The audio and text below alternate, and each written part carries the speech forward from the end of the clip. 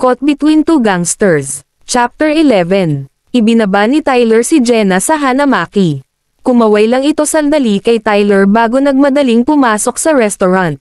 Sinundan naman ito ng tingin ni Tyler. Sa dami ng babaeng naging pastime niya, ngayon lang siya nakonsensya. Iba si Jenna. Kung sana'y una niya itong nakilala, baka mas nagustuhan niya ito, pero malabo rin pala dahil mahina ito. Pinaandar na niya ang sasakyan. Kasabay noon ang pagbalik sa kayang alaala kung paano siya na in love kay Claire Asaguir. Nagsimula iyon, 2 years ago. Kagagaling niya lang noon sa school. May sarili siyang driver, pero pinaalis niya dahil si Jake ang gusto niyang magmaneho. Nakatuon lang siya sa cellphone niya, naghihintay sa text o tawag ng textmate niya, pero wala.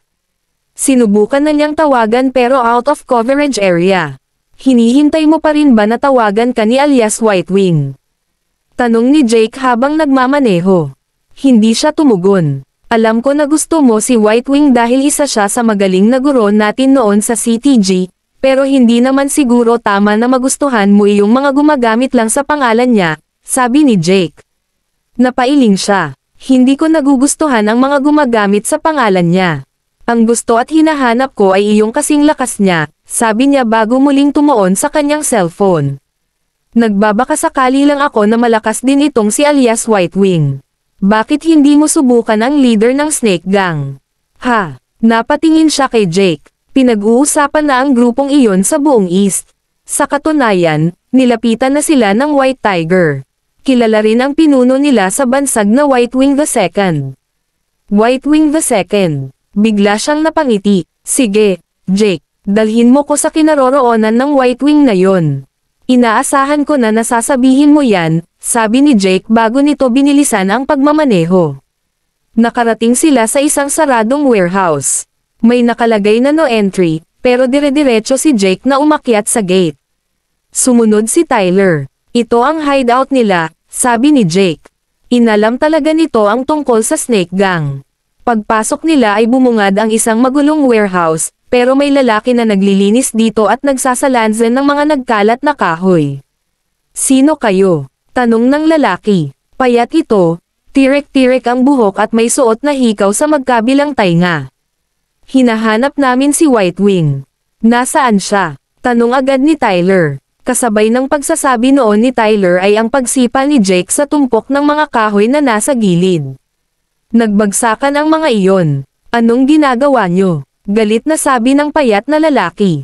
Agad nitong nilapitan ang mga kahoy at sinimulang ayusin. Anak ng tupa. Hoy, huwag mo kong talikuran. Sinipal ni Tyler ang lalaki sa likod.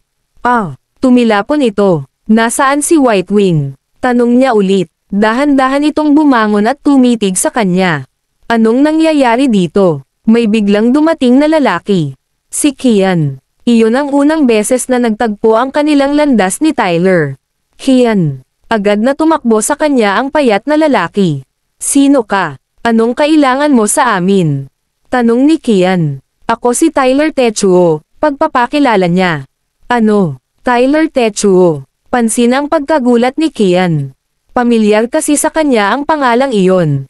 Narinig ko na may isang babae na binyansagang White Wing dito. Gusto ko siyang makita, sabi ni Tyler. Dalhin niyo siya rito. Ulit niya pa. Walang White Wing dito, sagot ni Kian. Tumingin siya kay Jake. Sigurado ako na sila ang Snake. Iyang payat na lalaki ay nagngangalang Borge. Ang isa naman ay si Kian Lee. Hindi ko nakuha kung anong pangalan ng leader nila, pero White Wing ang bansag sa kanya, sabi ni Jake. Nilapitan ni Tyler si Kian at kinuwilyuhan. Ang mabuti pa ilabas nyo na si White Wing kung ayaw niyong masaktan. Sinikap niya itong sindakan, pero walang epekto. Napaka-blunt ka ng reaksyon nito. Hoy ikaw, may nagsalita mula sa likuran. Nilinggan ni Tyler. Isa iyong magandang babae. Sa ganoong pagkakataon niya unang nakita si Claire, pero ng mga panahong iyon ay hindi siya agad na-attract dito. Layuan mo si Kian, tayo ang magharap. Napangisi si Tyler sa sinabi nito. Ang tapang ng dalaga para hamanin siya. Huwag mong sabihing babae ka, hindi kita sesantuhan, sabi niya. Ngumiti si Claire bago naglabas ng espadang kahoy. Humanda ka. Sumugod siya. Siyempre, nailagan iyon ni Tyler, pero biglang nawala si Claire. Saan siya nagpunta? Nandito ako. Mula sa itaas, lumitaw si Claire at inihampas sa ulo ni Tyler ang espadang kahoy. Nabali ang espada. Boss, tawag ni Jake. Nag-alala ito dahil may dugong damaloy mula sa ulo ni Tyler. Hinawakan ni Tyler ang dugong iyon. Nakakamangha. Tumingin siya kay Claire. Hindi siya makapaniwala na magagawa ng isang babaeng tulad nito ang ganitong bagay sa kanya. Napangisi siya. Kung gayon, ikaw pala ang hinahanap ko. White Wing. Sa ganoong paraan niya nahanap si White Wing II. Inakala niya na ito ay si Claire. Biglang lumitaw sa likuran ni Claire si Jake. Ang lakas ng loob mong saktan ang Mafia Prince. Susuntukan niya si Claire, ngunit inunahan siya ni Kian. Nasuntok siya sa mukha at tumalsik sa mga kahoy. Jake, tawag ni Tyler. Baliwala lang naman iyon kay Jake. Nakatayo siya agad sabay tingin ng masama kay Kian. Ganoon din ang ginawa ni Kian. Sa mga mata pa lamang ay tila nagsimula na ang kanilang laban. Sabay silang sumugod at nagpalitan ng mga suntok. Kian, tawag ni Claire. Sige, talunin mo siya. Sigaw naman ni Borge. Napangiti lang si Tyler. Noon lang kasi siya nakakita ng taong hindi bahagi ng Four Beasts, pero kayang makipagsabayan kay Jake. Tama na iyan, sabi niya. Biglang huminto si Jake. Tumigil din si Kian at napatingin sa kanya. Nakita ko na ang husay niyo kaya bibigyan ko kayo nito. Naglabas si Tyler ng isang kulay itim na card na may logo ng Black Tortoise. Para sa'yo. Iniabot niya ang card kay Kian. Ang isa naman ay para sa'yo. Iniabot niya ang pangalawa kay Claire. Ano ito? Tanong ni Claire. Ang card na iyan ay magsisilbing gat-ipas para makapasok sa Tortoise exam. Ang pagkakaroon niyan ay nangangahulugan na nire-recommend ko kayo na makasali sa gang namin. Siguradong magugustuhan iyan ni Boss J. Tumigil ka. Biglang saway ni Claire kay Borge. Muli itong tumuon kay Tyler. Bakit mo kami binibigyan nito? Tanong niya. Dahil nakikitaan ko kayo ng potensyal. Pero gat-ipas lang iyan para sa exam. Magiging bahagi lang kayo ng Black Tortoise kung makakapasa kayo, sabi naman ni Jake. Ngumiti si Kian. Isang ngiti na puno ng pananabik. Hanggang sa dumating ang araw ng exam. Hindi nila binaygo si Tyler. Nakapasa sila at naging ganap na bahagi ng Black Tortoise. Doon na rin nagumpisa ang nararamdaman ni Tyler para kay Claire. Niligawan niya ito, pero tinanggihan siya. Mas pinili nito si Kian. Seryoso ang mukha ni Jenna habang naghuhugas ng pinggan. Pagkatapos ay nagmap naman siya ng sahig. Seryoso pa rin ang mukha niya. Nagpunas din siya ng mga bintana. Hindi siya humihinto sa ginagawa. Ayaw niya kasing maalala si Tyler, pero hindi talaga maiwasan. Nabalik pa rin sa isip niya ang mga sinabi nito, lalo na iyong tungkol kay Claire na ito ang talagang mahal niya. Hindi man niya aminin, pero batid niya na nagseselos siya. Naiinggit siya. Pagkatapos ng duty ay umuwi na rin agad si Jenna. Pagdating niya, nakita niya si Morris na natutulog sa sala. Morris, tinapik niya ito. Doon ka na matulog sa kwarto mo. Ate, bakit ngayon ka lang? Tanong agad nito nang magising. Nalate ako ng pasok sa restaurant, kaya nag-overtime ako. Bakit ka na late? Saan ka ba nagpunta? May inas-ikaso lang ako. Inas-ikaso o nakipagkita ka kay Tyler Techuo. Hindi nakaimik si Jenna. Biglang nanliit ang mga mata ni Morris. Sabi ko na nga ba, nakipagkita ka sa kanya. Sandali lang naman kami nagkita, sabi ni Jenna. Layuan mo siya, ate dahil delikado kapag nahulog ang loob mo sa kanya. May mahal siyang iba at si Claire yun. Kanina ko lang nalaman. Ako rin. Alam mo na rin. Oo. Pagkasabi noon ay pumasok na si Jenna sa kwarto niya. May sarili siyang CR dito. Nag-half bath na siya, pagkatapos ay ibinagsak agad ang katawan sa kama. Pumikit na rin siya para makatulog, pero tulad ng inaasahan ay hindi niya magawa. Hindi pa rin talaga maalis sa isip niya ang tungkol kay Claire. Na kay Claire na ang lahat ngayon. Nasa Black Tortoise siya, binansagan na susunod na White Wing. Nasa kanya na rin si Kian. Pati rin pala si Tyler. Tinakpan ni Jenna ang mga mata gamit ang kanang braso. Umiyak na siya kanina kaya hindi na siya dapat umiyak ngayon. Ate Jenna, biglang kumatok si Morris. Ate ayos ka lang ba? Oo, Morris. Pero ate, matutulog na ako, matulog ka na rin. Pagkasabi noon ay hindi na nang ulit si Morris. Tumagilid si Jenna ng higa at yamakap sa unan. Sa pagkakataong ito ay hindi niya maiwasan na mapatanong. Kung hindi niya iniwan ang pagiging gangster, mararamdaman niya kaya ang nararamdaman niya ngayon. Malamang hindi. Kung nanatili siya noon sa Snake, siguradong bahagi na rin siya ng Black Tortoise ngayon, katulad ni Claire. Malamang, nasa tabi niya pa rin si Kian. Siya pa rin ang next White Wing at baka nga siya pa ang napansin ni Tyler, hindi si Claire. Bakit niya pa kasi iniwan ang pagiging gangster? Ang dami tuloy na wala sa kanya. Ate, napabangon siya nang biglang pumasok si Morris. Anong ginagawa mo rito? Alam ko na hindi ka okay. Ano bang nangyari? Hindi siya nagsalita. Ayaw niyang sabihin kay Morris ang mga nangyari kanina. Sige, huwag mo na lang sabihin sa akin. Tumalikod si Morris at akmang lalabas na. Ate, bigla uli itong humarap sabay kanta at sayaw pa. Para itong sira. Paulit-ulit iyong kinakanta at sinasayaw. Natawa tuloy si Jenna. Doon lang tumigil si Morris sa pagsayaw. Mabuti naman, tumawa ka na rin. Iyon pala ang plano ni Morris, ang patawanin ang ate niya. Halika nga rito. Pinalapit siya ni Jenna. Lumapit naman siya. Morris, buong higpit na niyakap ni Jenna ang kapatid. Totoong maraming nawala sa kanya simula nang iwan niya ang pagiging gangster, pero merong nanatili, kaya nga kung babalik siya sa nakaraan.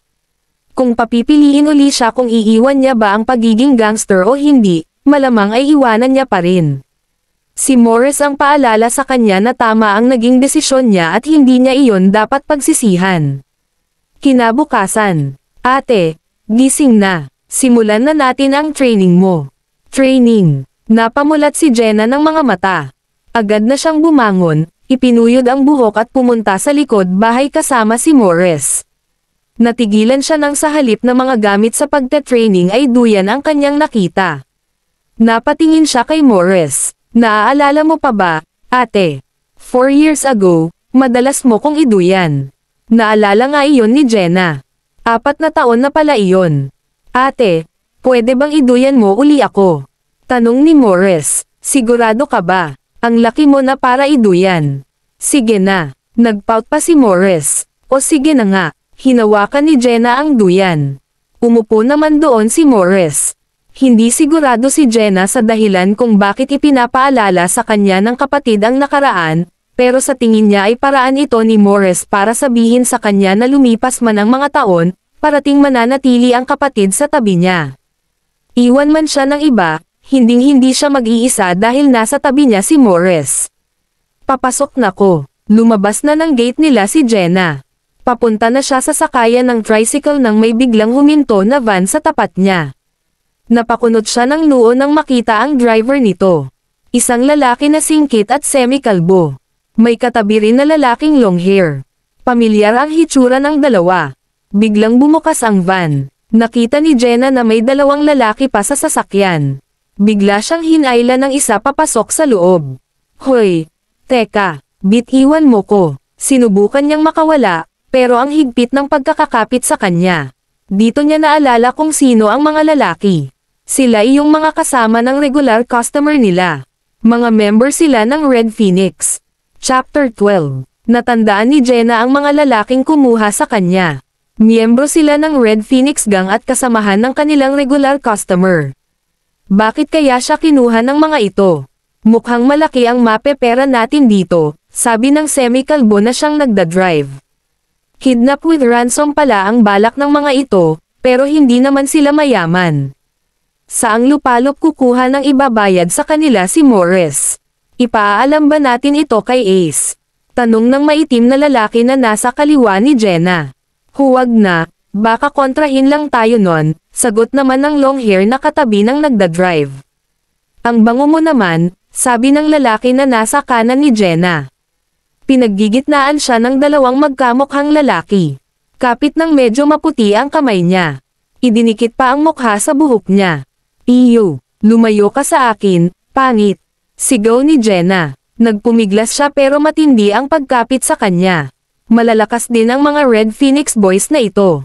Sige, tawagan mo na si Techuo, sabi ng katabi ng nagdadrive. Techuo, si Tyler. Nagtaka si Jenna. Ano naman ang kinalaman dito ni Tyler? Nagdial na iyong lalaking maitim na nasa kaliwa niya. Hello, Techuo Tyler. Sino to? Boses nga iyon ni Tyler. Naka-loudspeaker ang phone kaya naririnig ni Jenna. Hawak namin ang girlfriend mo. Napaawang ng labi si Jenna.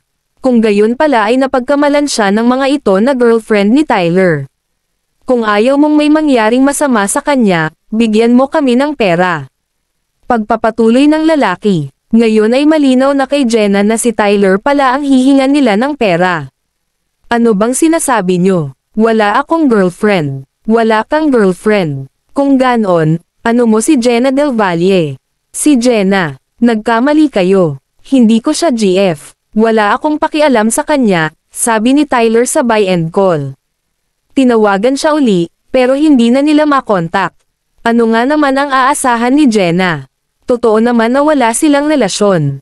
Hindi siya nito girlfriend. Tumingin kay Jenna ang dalawang lalaki na katabi niya. Ganoon din iyong long hair na katabi ng driver.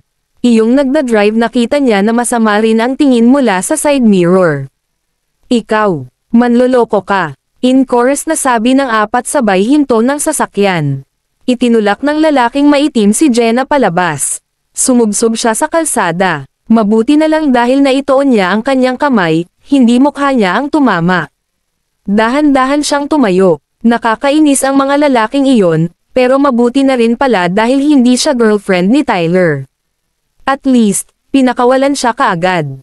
Okay na rin. Wala nang problema. Wala akong girlfriend. Wala kang girlfriend. Kung ganun ano mo si Jenna Del Valle? Si Jenna. Nagkamali kayo. Hindi ko siya GF. Wala akong pakialam sa kanya. Bigla niyang naalala iyong usapan nila kanina. Lalo na iyong mga sinabi ni Tyler. Si Jenna. Hindi ko siya GF. Wala akong pakialam sa kanya. Unti-unting uminit ang mga mata ng dalaga hanggang sa may mga luha na nagsimulang kumawala sa kanyang mga mata. Agad niya iyong pinahid. Dahil lang ba pinabayaan siya ni Tyler, iiyak na siya. Kalokohan. Hindi siya dapat umiyak ng dahil lang doon. Pero kahit ganoon ang isipin niya, makulat ang kanyang mga luha. Hindi niya ito napigilan. Napaiyak na siya. Bakit ganon? Una si Kian, tapos ngayon ay si Tyler naman. Pareho siyang pinabayaan ng dalawa. Ayos ka lang ba? Agad siyang napahinto sa pag-iyak nang may biglang humawak sa kanyang balikat. Huminga muna siya ng malalim bago dahan-daang lumingon. Ikaw, ang regular customer nila ang kanyang nakita. Sinaktan ka ba ng mga kasama ko? Parang alalang-alala ang tono nito. Malamang ay dahil sa ginawa ng tropa niya kay Jenna, pero mabuti pa ito. Kahit hindi sila magkakilala, nilapitan siya at kinamusta. Ang totoo ay naaawa si Jenna sa sarili dahil sa halip na si Tyler ay isang estranghero ang nangangamusta sa kanya ngayon. Loko talaga ang mga yon, sabi ni regular customer bago nito kinuha ang cellphone niya. Hoy! Anong ginawa nyo? Lagot kayo sa akin. Mahinahon pero buo ang boses ng lalaki. Huwag ka nang magpaliwanag. Ano? Bigla itong natahimik, tapos ay napatingin kay Jenna. Hindi ka pala talaga girlfriend ni Tyler. Nagpanggap ka lang. Hindi umimik si Jenna. Umiwas lang ng tingin. Kailangan pa ba iyong ipamoka sa kanya? Oo, hindi siya girlfriend ni Tyler. Sa hindi siya nito gusto. Mas bet nito si Claire. Ano pang magagawa niya? Halika. Bigla siyang hinawakan sa kamay at hinayla ni regular customer. Saan mo ko dadalhin? Dinala siya ng lalaki sa pinagparadahan nito ng motor. Binuksan nito ang upuan ng motor at kumuha ng extra helmet. Iniabot niya iyon kay Jenna. Bakit? Tanong ni Jenna. Sama ka sa akin. Napaatras si Jenna. Bakit naman ako sasama sayo? Wala rin pala itong pinagkaiba sa mga katropa niya. Mukhang balak din siyang kidnapin. Pupunta sa bahay ang girlfriend ng dad ko. Sabi niya matutuwa raw yun kung may maipapakilala ako na girlfriend. Ikaw na lang ang pagpapanggapan ko. Napanganga si Jenna. Ayoko. Sabi niya bago tumalikod. Sandali. Habol ng lalaki. Hinawakan na naman nito ang kamay niya. Napaniwala mo kaming girlfriend ka ni Tyler, kaya sa tingin ko makakaya mong magpanggap.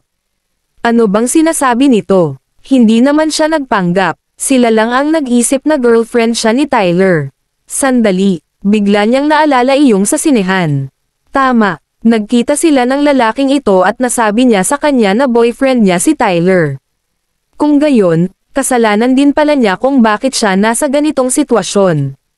Nakatingin pa rin sa kanya si regular customer. Mukhang seryoso ito na pagpanggapan siya na girlfriend. O sige, payag na ko, sabi niya. Bigla nang napangiti ang lalaki. Kinuha na ni Jenna ang helmet at isinuot iyon. Gagawin na niya ang gusto ng lalaki para hindi na maungkat iyong sinabi niya na boyfriend niya si Tyler. Nakakahiya kasi talaga iyon. Sumakay na si regular customer sa motor niya. Sumunod naman si Jenna. Kapit ka ng mahigpit, sabi nito. Mabuti sinabi niya iyon, dahil ang bilis niyang magpatakbo. Napakapit talaga ng husto si Jenna. Ilang minuto lamang ay nakarating na sila sa isang subdivision. Pumasok sila roon at huminto pagdating sa ikatlong kanto. Nandito na tayo. Biglang bumukas ang pulang gate na nasa tapat nila. Pumasok sila roon. Kita agad ni Jenna kung gaano kalawak ang bakuran na mayroong magandang landscape. Malaki rin ang garahe kung saan nagparada si regular customer. Pagkababa sa motor ay napatingin agad si Jenna sa kulay puting kotse na nasa garahe. Ganoon na rin sa malaki at magandang bahay. Bahay niyo? Tanong niya. Tumanggaw si regular customer. Mayaman ka pala. Hindi ako, si Daddy, sagot nito. Parehas na rin yun. Ngumisi lang si regular customer bago hinawakan ang kamay niya at isinama siya papasok sa bahay nila. May sumalubong sa kanila na magandang babae at gwapong lalaki. Hi! Bati ng magandang babae. Nakasuot ito ng kulay puting dress. Matangkad ito, maputi at medyo payat. Nakaipit din ang mahabang buhok. Ang katabi nitong lalaki ay matangkad din at maputi ang balat. Sa tingin ni Jenna ay nasa 40s na ito pero magandang lalaki pa rin. Clean cut ang buhok nito at kasuot lamang ng t-shirt at shorts. Hindi sila kamukha ni regular customer, pero may pakiramdam si Jenna na sila ang mga magulang ng lalaki. Teka, ano ngang pangalan nitong regular customer namin? Sumama ako sa kanya, pero hindi ko pa siya kilala.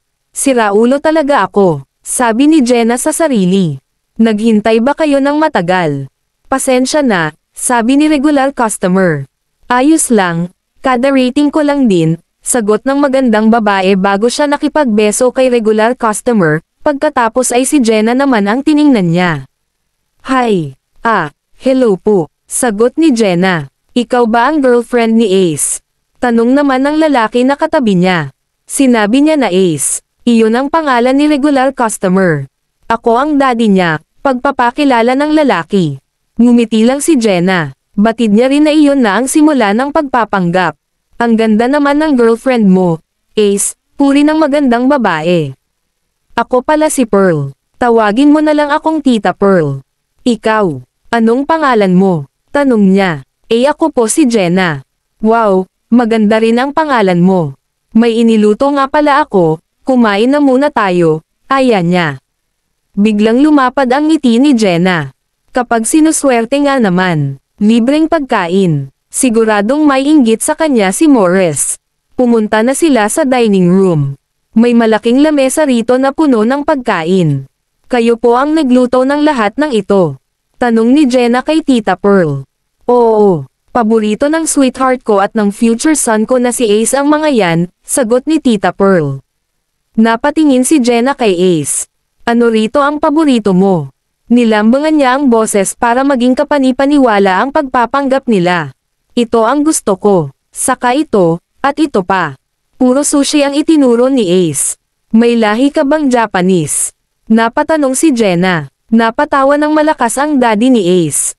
Ikaw ba Jenna? Anong paborito mong pagkain?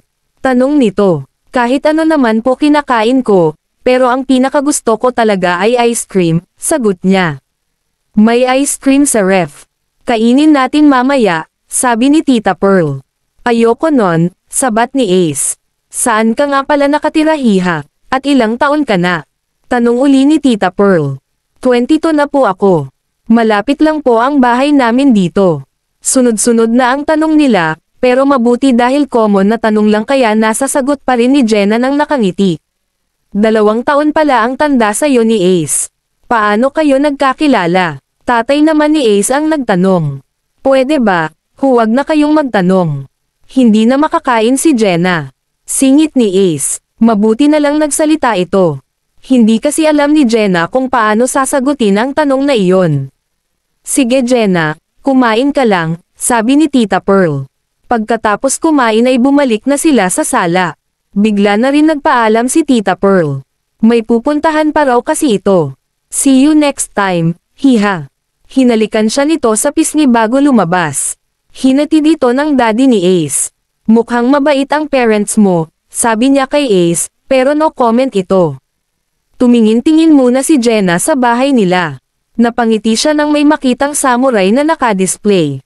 Nilapitan niya iyon. Ang ganda naman nito. Kay daddy yan, sabi ni Ace. Hinawakan ni Jenna ang samurai. Kamukha ito ng espada ni White Wing. Noon pa man, gusto na talaga niyang maging katulad ni White Wing, pero mahirap. Ayaw mo pa bang umuwi? Ang sinabing iyon ni Ace ang pumutol sa pagbabalik tanaw ni Jenna. Ihahatid na kita sa inyo. Halika na, may pasok pa ako sa restaurant, doon mo na lang ako ihatid, sabi ni Jenna. Sige, mabilis magpatakbo ni Ace kaya nakarating agad sila sa tapat ng Hanamaki. Tinanggal ni Jenna ang helmet at bumaba na siya sa motor. Iniabot niya ang helmet kay Ace bago siya tumalikod. Sandali, may pahabol si Ace. Nilinggan naman siya ni Jenna. May kailangan ka pa ba? Kukunin ko ang number mo.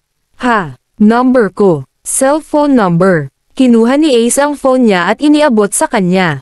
Ay type mo. Wala akong cellphone. Ano? Wala kang cellphone. Napakunot ng noo si Ace. Hindi ako nagke-cellphone, aksayado sa pera. Napailing ang lalaki. Kakaiba ka rin. Di bale na nga. Ibinalik na nito sa bulsa ang cellphone niya. Ibinaba na rin niya ang screen ng helmet at pinaharurot ang kanyang motor.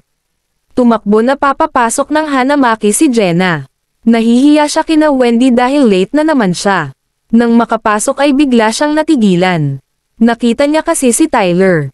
Kung nakarating ka dito sa dulo baka pwede naman pahingi ng likes at subscribe. Kita-kita ulit sa susunod na chapter.